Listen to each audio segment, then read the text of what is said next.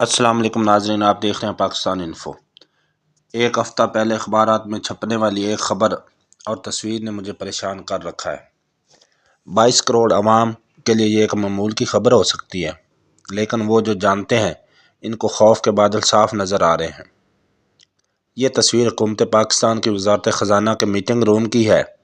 خوبصورت لکڑی کی دیواروں میں کتابوں کی الماریوں کے درمیان رکھی ایک بڑی سی میز کی صدارتی کرسی پر وزیر خزانہ اسحاق ڈار بیٹھے ہیں اور ان کے ساتھ ایک جانب وزیر مملکت برائے خزانہ اور ریونیو ڈاکٹر عائشہ غوث اور وزارت خزانہ کے اعلیٰ افسران موجود ہیں، جبکہ میز کی دوسری جانب سونیت کے سرپرست یہودی خاندان روتھ شیلڈ کے نمائندے ایرک لیلو اور تھیوبرٹ فورکیڈ اپنی ٹیم کے ساتھ بیٹھے ہیں۔ خبر کی تفصیلات اس تصویر سے زیادہ حیران کن ہیں۔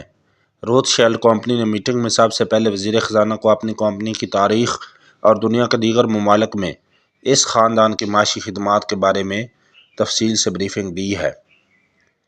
اس کے بعد روتھ شیلڈ خاندان نے پاکستان کی موجودہ حکومت کی ان معاشی پالیسیوں کو سراہا جو اس پاکستان کی معاشی بہتری اور استحکام کے لیے ہیں، اور کہا کہ وہ ان پالیسیوں کے نتیجے میں آنے والی معاشی ترقی پر اعتماد رکھتے ہیں۔ مذاکرات کے دوران پاکستان کی معاشی مشکلات کا بھی جائزہ لیا گیا اور ایک طویل مدتی منصوبے پر گفتگو ہوئی، جس کے تحت پاکستان کو معاشی بدحالی سے نکال کر ایسے طویل مدتی ترقیاتی منصوبوں پر گامزن کیا جا سکے۔ روتھ شیلڈ گروپ نے کہا کہ ہمیں پاکستان کی معیشت کے مثبت پہلوؤں کو دنیا کے سامنے اجاگر کرنا چاہیے۔ روتھ شیلڈ خاندان کون ہے اور اس خاندان کی تاریخ کیا ہے؟ اس سے پاکستان کے 22 کروڑ عوام مکمل اندھیرے میں ہیں۔ بہت کم ایسے پاکستانی اہل علم اور دانشور ہوں گے جو اس یہودی خاندان سے مکمل واقفیت رکھتے ہوں اور عالمی سیاست میں یہودی غلبے اور دنیا کی معیشت کو یہودی کنٹرول میں لانے کے لیے اس خاندان کی شاطرانہ چالوں سے آگاہ ہوں۔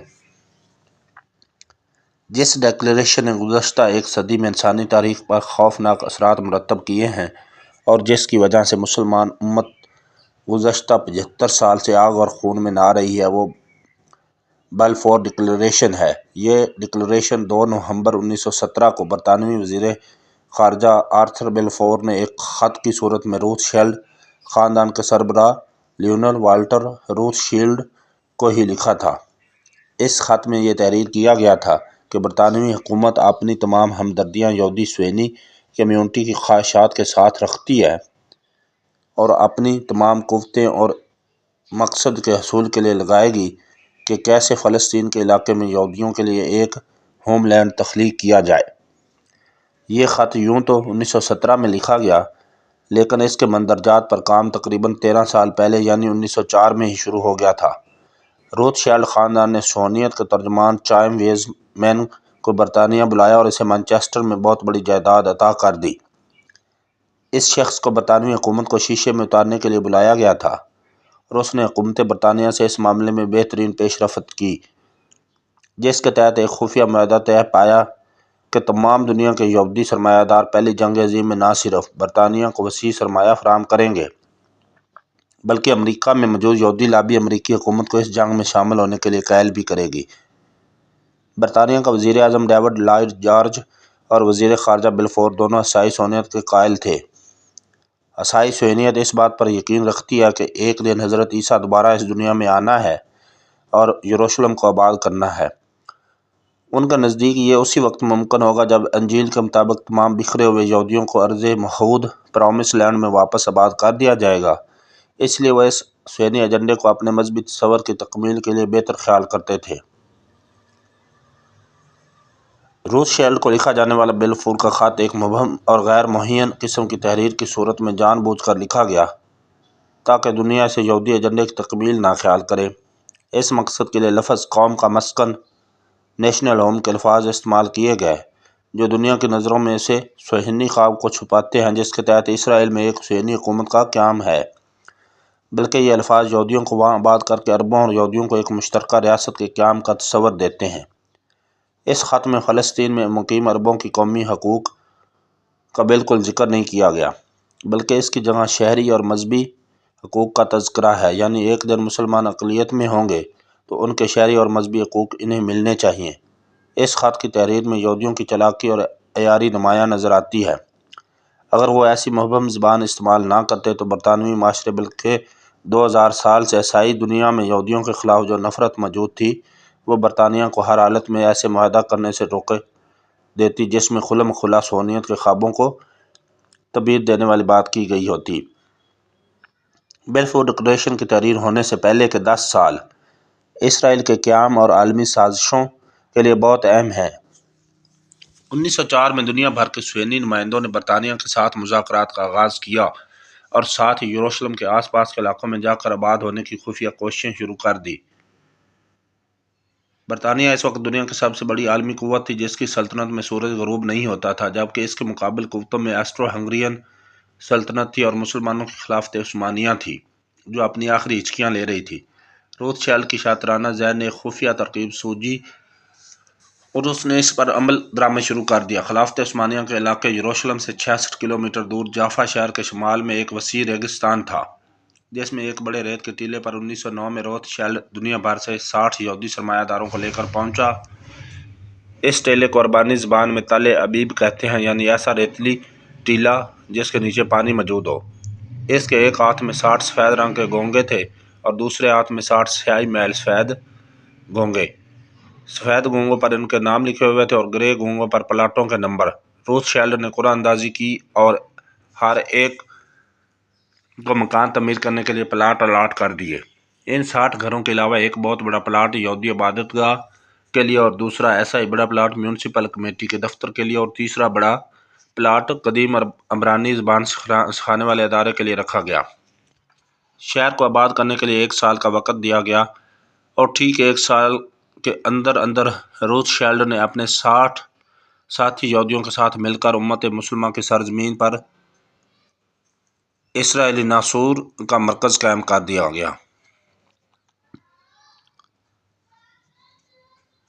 عالمی صہیونی ریاست کا خواب یوں تو ہر یہودی کے خمیر میں گندا ہوا ہے، لیکن اس کی عملی تشکیل کا آغاز صہیونیت کے سب سے اہم ستون روتشیلڈ خاندان نے تل ابیب شہر کے قیام سے کیا۔ 1906 سے تل ابیب کی بنیاد رکھنے کی تمام کارروائیاں انتہائی خفیہ انداز سے ہوتی چلی آ رہی تھیں۔ ایک جانب برطانوی حکومت سے گٹھ جوڑ کے لیے خفیہ مذاکرات بھی شروع تھے اور ساتھ ہی فلسطین کے جافا شہر کے چند ایک یہودیوں نے ذات بائت کے نام سے ایک سوسائٹی بنائی جس کا مطلب روشن مسکن تھا۔ اس کا مقصد یہودیوں کے لیے جدید شہروں کی طرز پر ایک شہری سہولت میسر کرنا تھا۔ خلافت عثمانیہ میں فلسطین کے علاقے میں یہودیوں پر زمین خریدنے کی پابندی تھی۔ اس پابندی کو پیش نظر رکھتے ہوئے روتشیلڈ خاندان نے ایک ولندیزی شہری جیکبس کون کو سرمایہ فراہم کیا اور اس نے اپنے نام پر جافا کے شمال میں واقع ایک ریگستان میں تل ابیب والی جگہ خریدی جہاں 11 اپریل 1909 کو 60 پلاٹوں کی تقسیم کی گئی۔ اسی سال انگلینڈ کی کابینہ میں ہربرٹ سموئل نامی شخص نے حلف اٹھایا۔ یہ برطانوی تاریخ کا پہلا یہودی وزیر تھا۔ وہ برطانوی سوسائٹی جو کہ شیکسپیئر کے ڈراموں میں شائی لاک جیسے ظالم یہودی سود خوروں کے کرداروں کی وجہ سے یہودیوں سے سخت نفرت کرتی تھی، اس ملک کی کابینہ میں ایک ایسے یہودی وزیر کا حلف اٹھانا ایک اچنبھے کی بات تھی جو نہ صرف ایک یہودی تھا بلکہ صہیونیت کا علمبردار بھی تھا جس کا مشن فلسطین کے علاقے میں ایک یہودی ریاست کا قیام تھا۔ اس شخص نے برطانوی کابینہ میں 1914 میں ایک یہودی ریاست کا تصور پیش کیا۔ اسرائیل کے ابتدائی شہر اور موجودہ دارالحکومت تل ابیب کے سب سے قدیم سڑک کا نام روتشیلڈ بلیوارڈ ہے۔ اسی سڑک پر موجود ہیک ہال میں 14 مئی 1948 کو اسرائیل کی آزادی کا ڈکلریشن پڑھا گیا اور اس کے اوپر دستخط کیے گئے۔ روتشیلڈ کے ہمراہ آنے والے 60 خاندان اسی سڑک اور صہیونیت کے بانی ہرزل کے نام والی سڑک پر واقع ہیں۔ انہی سڑکوں کے ملاب پر جو چوراہا ہے وہاں لاتعداد بڑی بڑی منقش دیواریں ہیں جن کے نقش و نگار میں ایک یہودی کو بیج بوتے پھر فصل کاٹتے دکھایا گیا اور یروشلم کے پس منظر میں ایک گڈریے کو بھیڑیوں کے ساتھ پینٹ کیا گیا ہے جس کے ساتھ تورات کے باب جرمیہ کی یہ آیت تحریر ہے: میں اسے دوبارہ تعمیر کروں گا اور یہ یقیناً دوبارہ تعمیر ہوگا۔ اس آیت میں اشارہ ہیکل سلیمانی کی طرف ہے۔ روتشیلڈ خاندان صہیونیت کے فروغ میں اسی لیے اہم کردار ادا کرتا رہا ہے کیونکہ گزشتہ کئی صدیوں سے یہ خاندان بینک کاری کے شعبے سے منسلک چلا آ رہا ہے۔ روم کی بادشاہت کے زمانے سے یہ خاندان اسی سودی کاروبار سے منسلک رہا۔ پورے یورپ میں 1264 سے لے کر 1567 تک ان 3 صدیوں کے دوران یہ واحد سعودی بینک کاری کا نجی ادارہ تھا۔ اور اسی خاندان کی ملکیت تھا، لیکن جب 1694 میں برطانوی پارلیمنٹ نے ایک قانون کے ذریعے بینک آف انگلینڈ کا چارٹر منظور کیا تو اس حکم نامے کے ساتھ ہی اس بینک کو یہ اختیار بھی دے دیا گیا کہ وہ کاغذ کے نوٹ جاری کر سکے گا۔ انہیں اس وقت پرامزری نوٹ کہا جاتا تھا۔ بینک آف انگلینڈ کے قیام کے دوران خاندان کا سربراہ مائر میشل روتھ شیلڈ تھا۔ اس نے انگلینڈ کا چارٹر ملتے ہی اپنے بچوں کو یورپ کے تمام بڑے شہروں میں بینک قائم کرنے کے لیے روانہ کیا اور ان بچوں میں سے نائت مائر کو انگلینڈ کے مرکزی بینک کا سربراہ بنا دیا گیا۔ 23 فروری 1774 سے لے کر اب تک یہ خاندان بینک کاری، انویسٹمنٹ اور دیگر معاشی سرگرمیوں کے حوالے سے دنیا بھر میں سب سے بڑا خاندان سمجھا جاتا ہے۔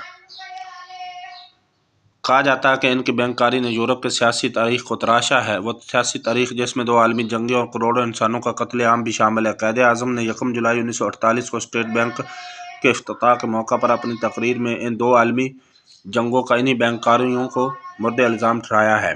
قائد اعظم نے کہا تھا، مغرب کے معاشی نظام نے انسانیت کے لیے ایسے لا حل مسائل پیدا کر دیے ہیں کہ ہم یہ سوچنے پر مجبور ہیں کہ شاید کوئی معجزہ ہی دنیا کو پیش آمدہ تباہی سے بچا سکے۔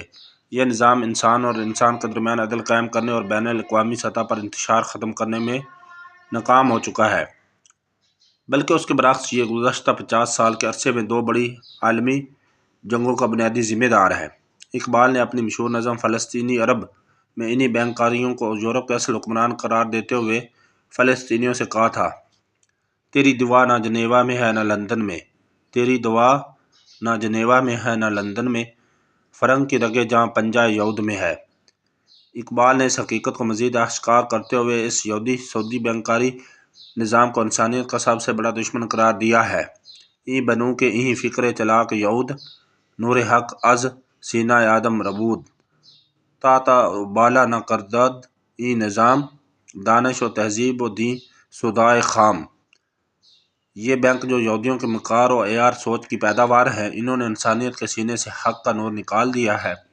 جب تک اس نظام کو تہ و بالا نہیں کیا جاتا، عقل و دانش، تہذیب و تمدن اور دین کی باتیں بے سود ہیں۔ سودی بینکاری کا یہ پنجہ یہود ہی تھا جس نے تاریخی طور پر پہلے یورپ کو اپنے معاشی شکنجے میں جکڑا اور پھر امریکہ کی سیاست اور حکومت کو کنٹرول کرنے لگے۔ ان بینکاروں کو جنگ بہت فائدہ دیتی ہے کیونکہ انہی کی سرمایہ سے اسلحے کی فیکٹریاں چلتی ہیں۔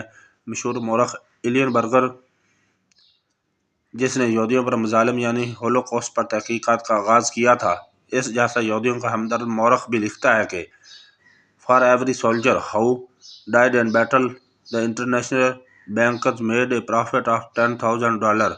ہر سپاہی جو میدان جنگ میں مارا جاتا ہے، عالمی بینکار اس سے $10,000 منافع کماتے ہیں۔ پاکستان کو ایک خاص منصوبے کے تحت گزشتہ 40 سالوں میں بددیانت حکمرانوں کے ذریعے قرضے کی دلدل میں اتارا گیا۔ یہ ایک ایسی دلدل ہے جس سے نکلنے کا اب کوئی راستہ کسی کو بھی دکھائی نہیں دے رہا۔ 1 سال سے IMF پاکستان کو ڈرکھاتا چلا آ رہا ہے۔ سعودی عرب، دبئی اور چین کی مدد نہیں آئی کیونکہ یہ بھی IMF سے مشروط ہے۔ قرضوں کی قسط سر پر ہے، جبکہ امریکہ پاکستان کو دہشت گردی کے نام پر ایک اور جنگ میں افغانستان سے لڑانا چاہتا ہے۔ بلاول بھٹو ایسا کرنے پر امریکی سرپرستی اور امداد کی خوشخبریاں سنا رہا ہے۔ ایسے میں یہودی صہیونی لابی کے سب سے شاطر و عیار اور صاحب حیثیت روتھ شیلڈ خاندان کی پاکستان آمد لاتعداد شکوک و شبہات پیدا کر رہی ہے۔ کیا ہم گروی رکھے جا رہے ہیں؟ کیا ہم جنگ کا ایندھن بننے والے ہیں؟ کیا ہمیں اسرائیل کے لیے نرم گوشہ رکھنے پر مجبور کیا جا رہا ہے؟ لاتعداد سوالات ہیں جن کا فی الحال سوائے پریشان ہونے کے کسی کے پاس کوئی جواب نہیں۔ ختم۔ ناظرین، چینل پر نئے ہیں تو آپ سے گزارش ہے چینل سبسکرائب کر لیجئے اور بیل آئیکن کا بٹن دبا لیجئے تاکہ نئی آنے والی ویڈیوز کا نوٹیفیکیشن آپ کو بر وقت ملتا رہے۔ اپنا اور چینل کا خیال رکھیے گا۔ اللہ حافظ۔ السلام علیکم ناظرین، آپ دیکھ رہے ہیں پاکستان انفو۔ ایک ہفتہ پہلے اخبارات میں چھپنے والی ایک خبر اور تصویر نے مجھے پریشان کر رکھا ہے۔ 22 کروڑ عوام کے لیے یہ ایک معمول کی خبر ہو سکتی ہے، لیکن وہ جو جانتے ہیں ان کو خوف کے بادل صاف نظر آ رہے ہیں۔ یہ تصویر حکومت پاکستان کی وزارت خزانہ کے میٹنگ روم کی ہے۔ خوبصورت لکڑی کی دیواروں میں کتابوں کی الماریوں کے درمیان رکھی ایک بڑی سی میز کی صدارتی کرسی پر وزیر خزانہ اسحاق ڈار بیٹھے ہیں اور ان کے ساتھ ایک جانب وزیر مملکت برائے خزانہ اور ریونیو ڈاکٹر عائشہ غوث اور وزارت